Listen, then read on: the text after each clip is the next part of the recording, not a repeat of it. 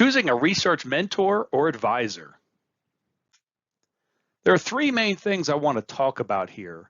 First, what should you look for in an advisor or mentor? The second thing is, and this is really important, how to ask them to be your advisor. Because just walking up to a new faculty and saying, hey, I'd like to do my research under you, that probably isn't going to work. And then the last thing, sort of a side topic or something that really needs to be discussed but isn't discussed a whole lot, is what if you want to switch advisors? And that's sticky. So let's talk about that as well. What to look for in an advisor. I can broadly categorize potential advisors into two big categories, the new faculty and the old faculty. Each has advantages and disadvantages, so let's talk about that. The new faculty, well, they're younger, they're more energetic, they're more motivated, and usually they're going to invest more time into their students than the older, more established faculty.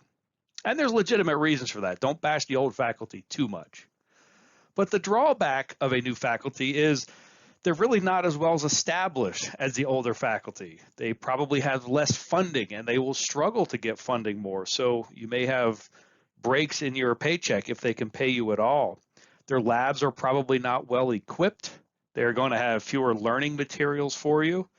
And when it comes time to get a job, if they're not as well connected, then that's really not as big of a resource to you as an older, more established faculty. Another thing that can happen is a new faculty can fail to get tenure. Most of the time in the USA, they have 6 years, and if they fail to get tenure, they get fired, and they'll have sort of 1 year to find another job and then move on.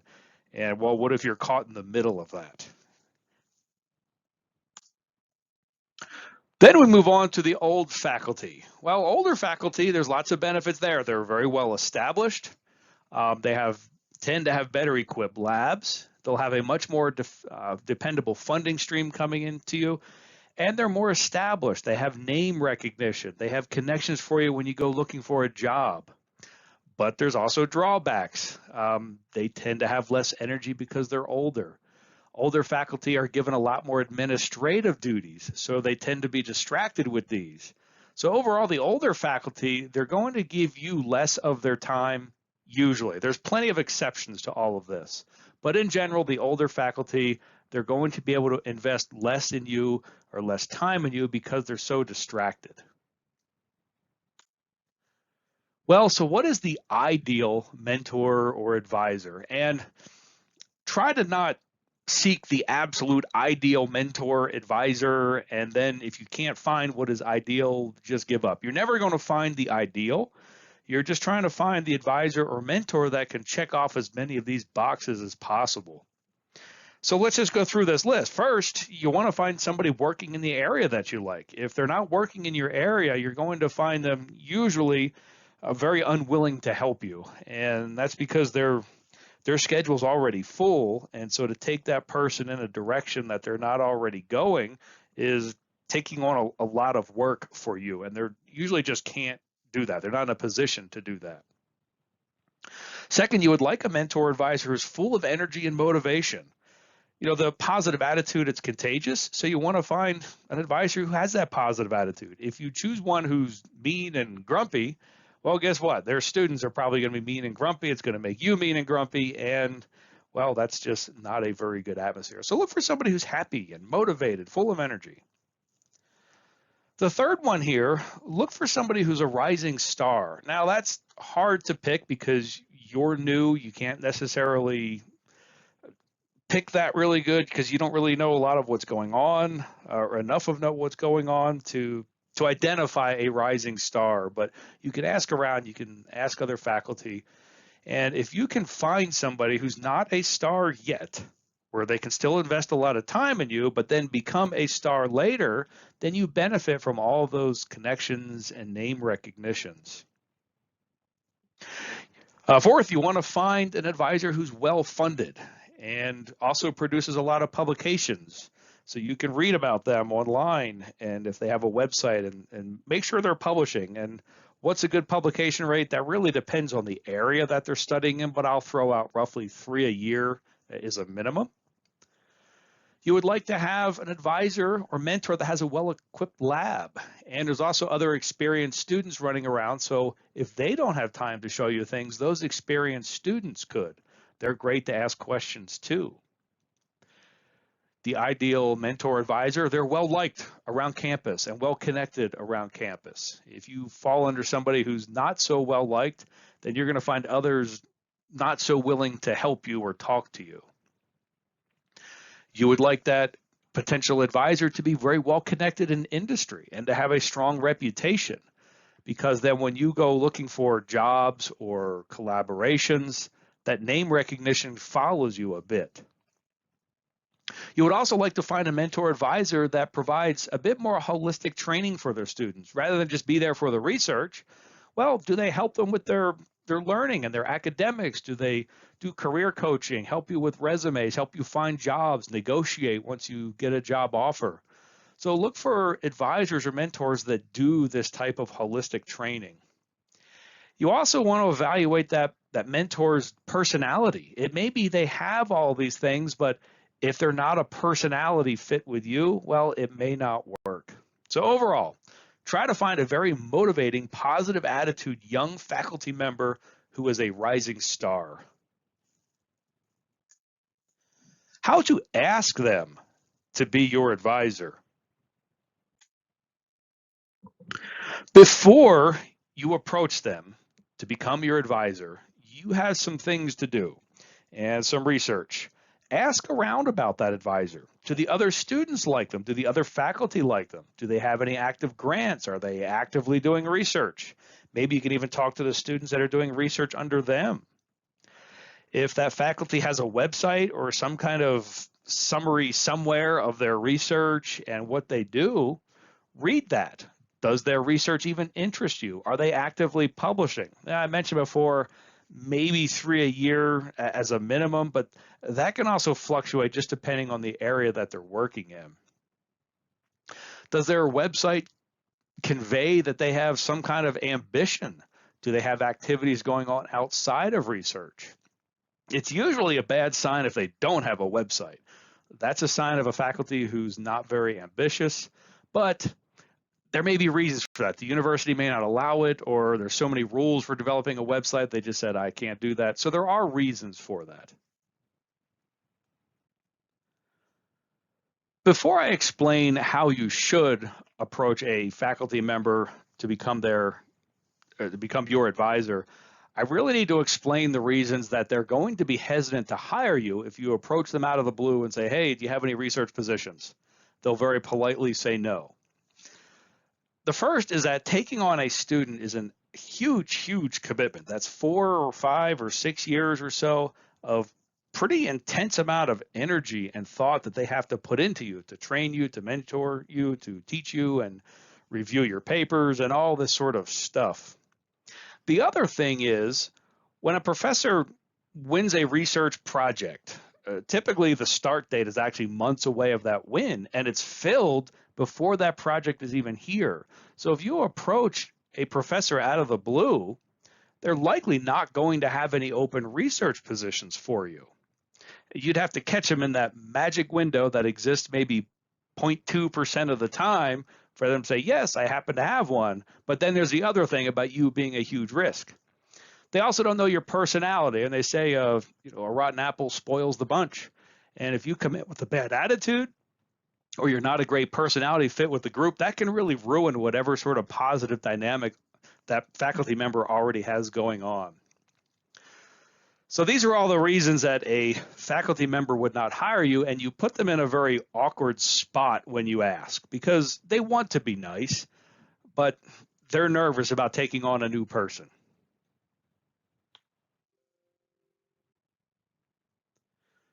Well, how should you approach a professor and ask them to be your advisor or mentor? But first I can say, if the first words out of your mouth are, hey, do you have an open research position available? They're going to say no for all the reasons we just talked about. So don't do that. Instead, why not ask them for a meeting just to learn what it's like to work in their field? Maybe you ask them a fun technical question. So you see what you've done is you've expressed interest in doing research, but you haven't put that faculty member on the spot of whether they should hire you or not. So that should be your first meeting. Hey, I would just like to know what it's like to work in this field because I'm considering that as an option. In the meantime, do some research on your own. Read their website. If they have any tools or methods that they use, can you learn those on the side? Ask their advice for getting started in those tools or some smart questions. That way they know you're actually working in your area.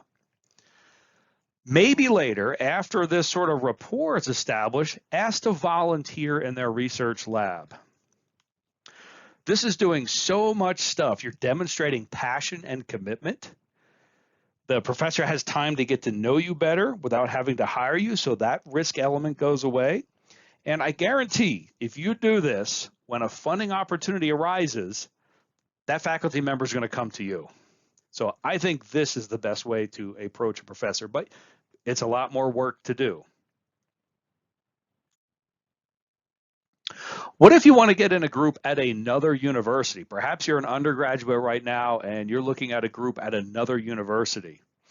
For the same reasons, if you just ask, they're 99.9% of the time going to say no. One of the worst things you can do is shoot off an email saying, hey, do you have any research positions? Because 99.9% of the time, they're going to say no. So let's say you have a university group in mind. Well, learn about that group online. What topics are they researching? What tools and methodologies are they using? Have they published? So read all this stuff. Learn their tools and methodologies to whatever degree as possible. Now, if it's operating some expensive piece of equipment you don't have at home, well, you don't have that. Maybe that's not something you could do. Maybe you could find a manual for that. But if they're using numerical methods or graphics or, I don't know, other sort of tools like that, learn those. Because eventually when you do approach, those are now already skills, and that's skills that they want, and that's going to put you ahead of the competition. To whatever degree you can, start doing the research that you want to do on your own. Maybe that's just reading the literature. Or is it possible to write little computer programs to model things? Perhaps you could draw pictures. You could talk to other people in the research area. Just start learning and doing whatever research you can on your own without that advisor. Again, when you finally approach them, now you're going to have this in your portfolio that you've sort of been working in this area on your own. That demonstrates a lot of ambition and passion for the subject. At this point, I think it's okay to reach out to them and ask some technical questions. You're not yet asking for a position. And you can ask questions like, what is it like to work in your field? Or if you're learning some of their numerical methods, you could say, hey, I was reading this paper and a little bit confused on this part, but I'd really like to get this method working. Do that. Keep doing this research. And occasionally, what is occasionally? Not once a week, not once a day, because then you become a pest. I would say once a month, because that's not enough to be a pest, but it's definitely enough that you stay on that faculty's radar. And make sure your questions are relatively smart, but more importantly, that is conveying passion, that you're actually working and you're hardworking, you're making progress, because that's the type of person this faculty member would want to hire. Finally, when you think you have a good working relationship, still don't ask them for a job, but bring up you're looking for research opportunities. Do they know of any? You see how you're not putting the faculty member in an awkward position there, but if you've done all this stuff up front, they know you're smart, they know you're passionate, they know you're already working on it, so you've got ambition. Now they know you're looking for research opportunities. Well, they'd be kind of crazy not to offer something to you. And at first it might be, hey, I don't have any open research opportunities, but I really like you and I can work with you. Is there any way you could volunteer or start working in that lab for free? I hate saying that, but if this is something you really want, that faculty member may not just have the money immediately to pay you. And maybe you have to work unpaid for a semester or two, but then you could get in and get into that group. And you could even say, hey, I'm willing to volunteer. You don't have to pay me. What faculty member would turn that down? Now, that said, everybody needs to get paid for their labor. So this is not a forever thing. I'm giving you advice of how to get into a new group that may not have an opportunity immediately for you. But notice all of this stuff, and really whatever you do, you want to avoid putting that professor on the spot by asking them if there's a job available. It's just an awkward spot for a professor because very rarely is one available. As I mentioned, when a project is won, that's usually known months before it comes in, and the role is filled before the project is even there. And it's usually they're giving the project to people who have done all these previous things, the students that they know about that are already working and passionate, and you're going to get on their list if you do all those things. The last thing I want to talk about is switching advisors. This is something that's not talked about a whole lot, but I think it happens enough that it's super important to talk about. And this can get sticky politically. Of all the advice I can give you here, be very wise and pick a very good advisor from the beginning, because switching advisors is just riddled with all kinds of problems that we're going to talk about. So this should be an absolute last resort if you want to switch advisors.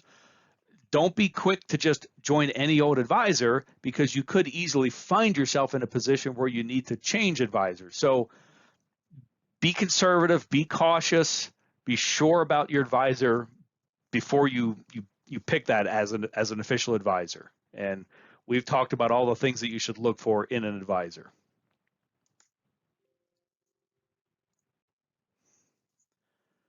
So what really is the problem with switching advisors? Well, there's several. And the biggest one is that there's this sort of unwritten rule that one faculty should never take a student from another faculty. And almost every time that happens, there's not only trouble, but big trouble, and it escalates, and it's just ugly. So any faculty member who's worth anything is going to be extremely hesitant and probably just almost an absolute unwilling to take on a student from another faculty.